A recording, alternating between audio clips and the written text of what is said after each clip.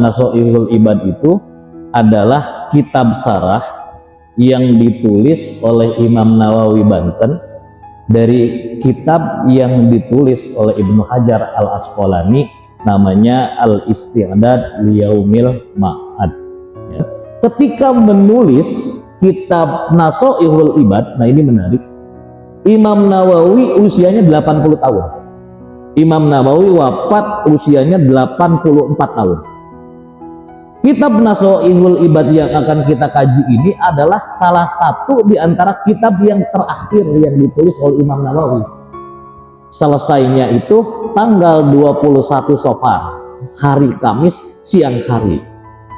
Imam Nawawi sendiri sebagai seorang pensarah, nama aslinya adalah Muhammad Nawawi. Ya, jadi ceritanya ketika ibunya lagi hamil, ayahnya Kiai Umar ini sangat mengagumi sosok ulama di Damaskus, namanya Abu Zakaria Yahya An-Nawawi, Imam An-Nawawi di Damaskus. Dia mengatakan bahwa kalau anaknya nanti laki-laki akan diambil namanya dari An-Nawawi ini, sedangkan nama Muhammad itu dihubungkan dengan Nabi Muhammad Shallallahu Alaihi Wasallam. Mudah-mudahan dengan diberikannya nama Nawawi ini, keberkahannya sama dengan keberkahan hidup yang itu didapat oleh Imam Nawawi Damaskus. Dan Imam Nawawi juga mendapatkan nama, istilahnya kunyah. Di bangsa Arab ada namanya kunyah, nama panggilan. Abdul Mu'ti, ya, makanya ketika nama panjang Imam Nawawi ditulis itu ada yang mencantumkan Abdul Mu'ti. Abdul Mu'ti ini adalah anak laki-laki daripada Imam Nawawi. Ada kaul yang menyatakan bahwa ini anak dari istri pertama, ada yang menyatakan lebih dekat ini anak dari istri kedua. Ya, tapi Imam Nawawi itu menikah bukan pas istri pertama masih hidup, nikah lagi pas istri yang pertama sudah meninggal baru nikah lagi. Lahir tahun 1813 Masehi, bertepatan dengan runtuhnya kerajaan Kesultanan Banten. Ada seseorang itu yang seringkali menisbatkan bahwa keruntuhan Kesultanan Banten kemudian digantikan dengan kehadiran Imam Nawawi lewat karya-karyanya. Bedanya Imam Nawawi Damaskus, ketika kita mengidentifikasi Imam Nawawi Damaskus itu pakai alif lam An-Nawawi, tapi kalau Imam Nawawi Banten itu tanpa alif lam, ya, Muhammad Nawawi. Wafatnya 1897 Masehi, dimakamkan di Jannatul Ma'la dekat dengan Asma binti Abu Bakar Siddiq, anaknya Abu Bakar Siddiq, dan dekat dengan makomnya Syekh Ibnu Hajar Al-Haytami Asy-Syafi'i yang terkenal di dalam ilmu fikih itu, ya. Nah, Imam Nawawi ini guru pertamanya adalah ayahnya, yaitu Kiai Umar, karena dia punya pesantren di situ. Sampai 9 tahun dari mulai dia sudah bisa membaca sampai 9 tahun itu berguru kepada ayahnya sendiri.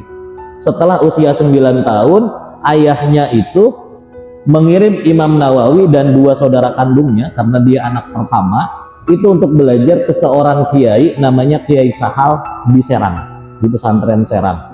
Disuruh berangkatlah, tapi sebelum berangkat, nah ini ada satu kisah unik. Sebelum berangkat ke pesantren usia 9 tahun, Imam Nawawi diminta sama ibunya namanya Nyai Jubaidah untuk menanam pohon kelapa di samping rumah.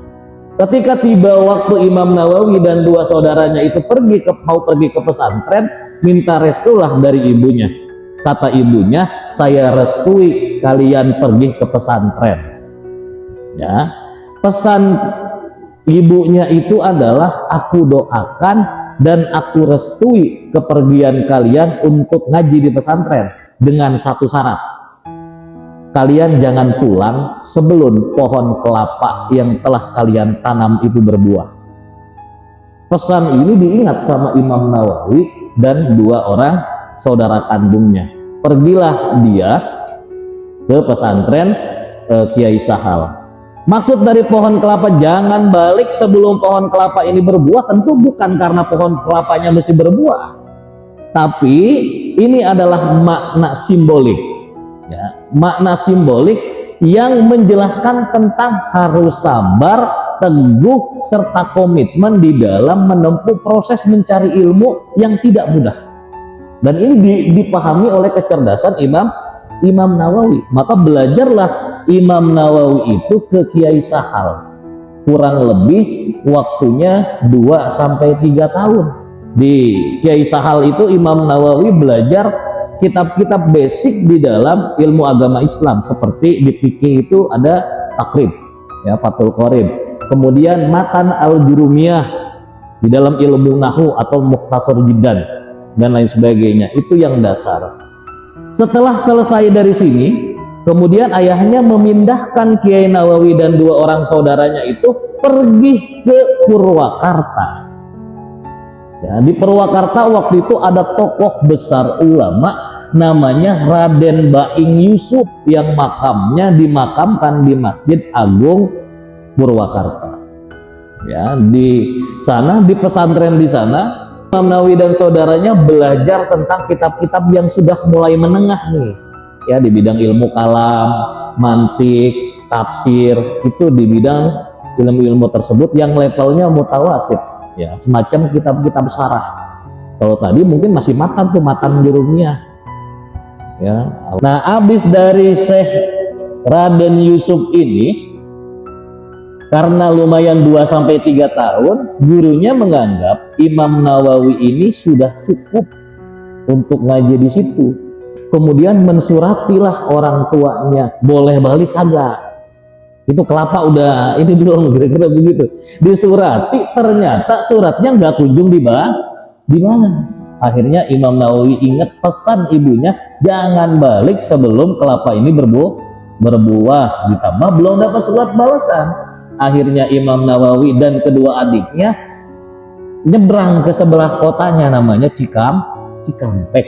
Ya.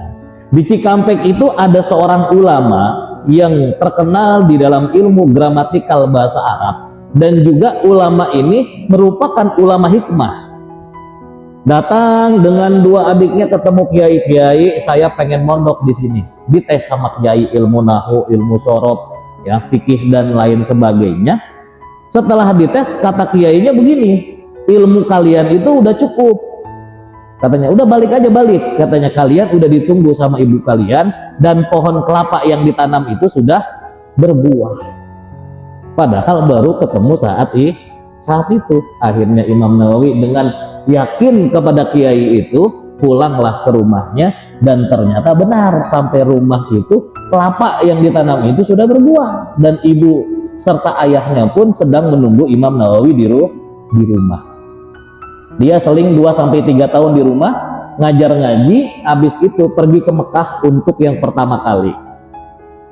Balik dari Mekah, ngajar seperti biasa, kemudian mampir ke Jakarta. Nah, ngapain mampir ke Jakarta? Bertemu dengan Syekh Salim bin Abdullah bin Sa'ad bin Sumair, pengarang kitab Safinatun Najah. Belajar kepada Syekh Sumair ini, kemudian Imam Nawawi menulis kitab Kasyifatus Sajah, sarah daripada kitab Safinatun Najah. Setelah itu Imam Nawawi pergi balik lagi ke Mekah untuk yang kedua kalinya, dan tidak pernah balik lagi ke Banten. Ya, Imam Nawawi tinggal di distrik Syaib Ali, ya, sekitar 500 meter daripada Masjidil Haram. Imam Nawawi beda dengan kebanyakan ulama-ulama Indonesia lainnya di sana, ngajar ngajinya itu bukan di Masjidil Haram, ya, tapi di mana? Di rumahnya. Makanya di rumahnya itu ramai orang, baik mereka para pembelajar santri-santri dari Nusantara ataupun ulama-ulama lain yang ingin belajar kepada Imam Nawawi. Di antara guru-gurunya Imam Nawawi yang paling terkenal adalah Syekh Ahmad Zaini Dahlan, dan yang kedua di antara yang terkenalnya adalah Syekh Ahmad Khatib Sambas, ya, yang punya thariqah Qadiriyah Naqsabandiyah. Itulah Imam Nawawi